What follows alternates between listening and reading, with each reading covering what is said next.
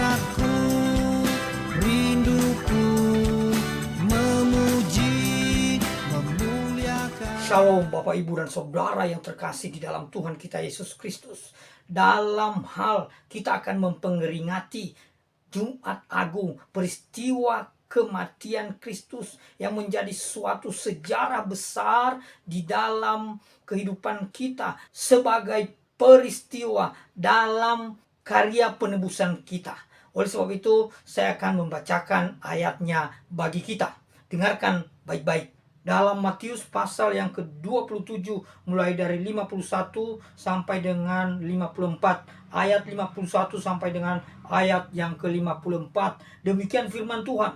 Dan lihatlah, tabir bait suci terbelah dua dari atas sampai ke bawah, dan terjadilah gempa bumi, dan bukit-bukit batu terbelah, dan kuburan-kuburan terbuka, dan banyak orang kudus yang telah meninggal bangkit. Dan sesudah kebangkitan Yesus, mereka keluar dari kubur, lalu masuk ke kota kudus dan menampakkan diri kepada banyak orang.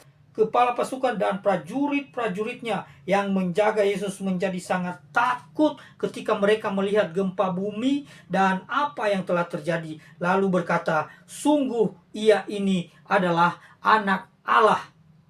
Bapak Ibu yang terkasih, di sini kita menemukan bagaimana peristiwa kematian Kristus, Yesus Tuhan kita. Dalam hal karya penebusan kita, ada hal-hal peristiwa-peristiwa yang sungguh-sungguh ajaib. Jadi kematian ini bukan kematian biasa. Ini kematian yang luar biasa. Ini kematian Tuhan yang sungguh sangat unik dibandingkan kematian-kematian manusia pada umumnya. Ada peristiwa-peristiwa yang tidak biasa, yang tidak umum, peristiwa yang hebat, peristiwa yang luar biasa, menunjukkan kepada kita, meyakinkan kepada kita bahwa karya ini sungguh-sungguh terjadi di dalam kehidupan kita. Bahkan di ayat-ayat sebelumnya disebutkan mulai dari jam 12 kegelapan meliputi seluruh daerah itu sampai jam 3. Terjadi kegelapan, dan ini bukan hal-hal biasa. Ini hal-hal yang luar biasa supaya kita yakin, supaya kita makin mantap dalam iman bahwa kematian Kristus itu sungguh-sungguh berdampak dalam hidup kita, bahwa sungguh-sungguh kematian itu adalah kematian yang dahsyat untuk penebusan dosa-dosa kita, untuk penebusan kita, maksudnya dari dosa-dosa. Itu yang disebut dengan penebusan dosa di sini. Bapak, Ibu dan Saudara yang terkasih, disebutkan di situ tabir bait suci terbelah dua dari atas sampai ke bawah. Ini menunjukkan bahwa sudah tidak ada lagi pembatas. Kalau sebelum-sebelumnya, sebelum kematian Tuhan kita Yesus Kristus, itu ada batasan hanya oleh para imam yang boleh masuk ke ruang maha kudus. Tetapi kini melalui kematiannya, ia telah menghancurkan pemisah itu. Dan kini setiap kita bisa datang menghadap Allah di tempatnya yang maha kudus.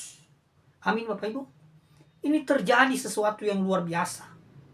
Kemudian di ayat yang ke-51 terjadi gempa bumi yang dahsyat. Bumi begitu gemetar, bumi begitu dahsyat atas kematian yang adalah Allah sendiri.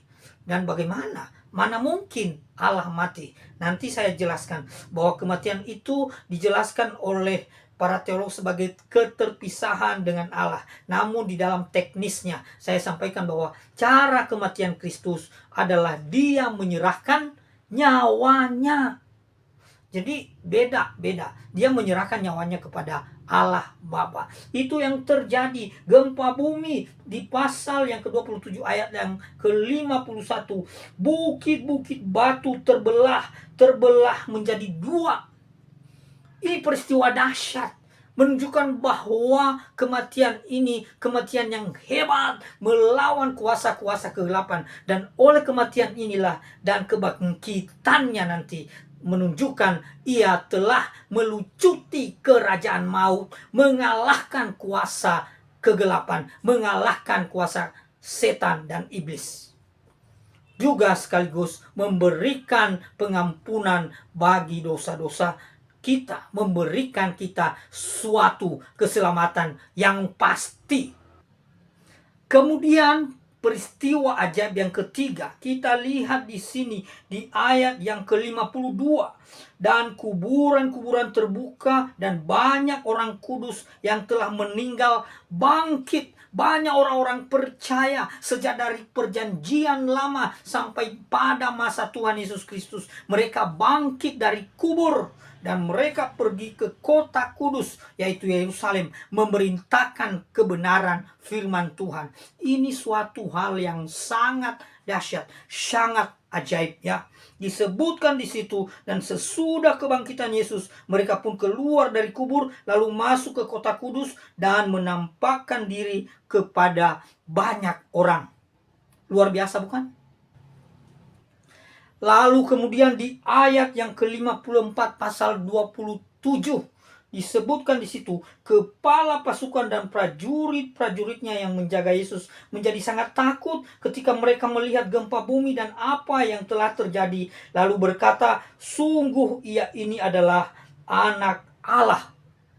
Nanti ada peristiwa-peristiwa yang hebat, yang dahsyat saat kebangkitan Kristus. Yang kita bicarakan di sini adalah hal-hal dahsyat, peristiwa-peristiwa yang luar biasa terjadi mulai saat penyaliban sampai kematiannya Tuhan kita Yesus Kristus.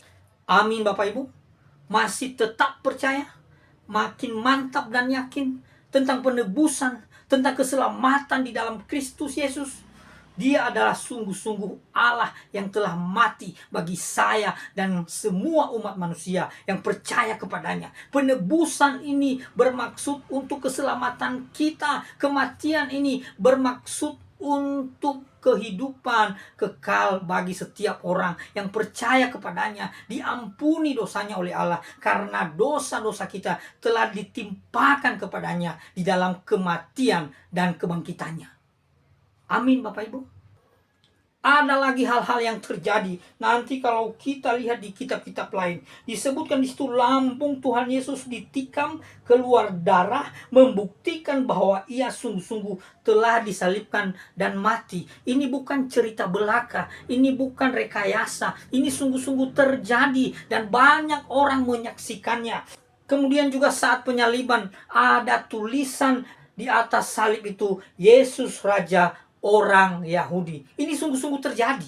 Bapak Ibu, mari kita semakin diyakinkan, mari kita semakin dikuatkan di dalam iman bahwa Tuhan telah mati buat saya dan saudara. Di Jumat Agung ini kita peringati, kita rayakan, kita bersyukur dan kita semakin memuji memuliakan Tuhan karena Dia telah mati bagi kita dan Dia bangkit sebagai Allah yang dimuliakan, Allah yang disembah, pribadi kedua Allah Tritunggal. Amin Bapak Ibu. Peristiwa kematian Kristus adalah utuh, bukan dalam keadaannya sebagai manusia, bukan juga keterpisahan, melainkan Dia menyerahkan nyawanya. Itulah kematian Tuhan kita Yesus Kristus. Maka Tuhan berkata di bagian paling terakhir, ya Bapa, ke dalam tanganmu ku serahkan nyawaku. Dan sesudah berkata demikian, ia menyerahkan nyawanya. Dalam Lukas pasal 23 ayat yang ke-46. Amin Bapak Ibu. Saya mau sampaikan kepada kita, saya mau tegaskan supaya iman kita terus kuat, semakin mantap di dalam Tuhan. Mengapa? Karena ia telah sungguh-sungguh mati buat saya dan saudara. Kita makin bersyukur di hadapan Tuhan. Oleh sebab itu Bapak Ibu yang terkasih, selain kita makin kuat, makin bersyukur, makin hidup lebih mantap di hadapan Tuhan, kita juga semakin tahu diri kalau Tuhan sendiri sudah mati bersedia menderita bagi kita. Kita juga bersedia hidup dengan sukacita, hidup sesuai dengan kehendak Tuhan dalam hidup kita. Bahkan kita siap menderita, kita siap melakukan apa yang diajarkannya, mengikuti teladannya, hidup siap menderita, dan siap juga bersukacita di dalam penderitaan itu, dan siap menikmati segala kebaikan-kebaikan yang Tuhan tunjukkan berupa berkat rohani, berupa berkat jasmani dan sebagainya. kita bisa nikmati bersama dengan Tuhan. Maka kita harus tahu diri, kita harus mengerti bahwa kematian Tuhan telah membuat hati kita berkobar untuk kemuliaan Tuhan. Entah itu kita menderita, entah itu dibuat susah, mengalami penganiayaan, mengalami pertentangan, semua kita hadapi karena Tuhan telah mati bagi kita dan Tuhan hidup untuk keselamatan kita, dan pada akhirnya kita memuliakan Dia, kita memuliakan Allah Tritunggal. Terpujilah nama Tuhan dari selama-lamanya sampai selama-lamanya. Yesus juru selamat kita. Amin. Hidup hasratku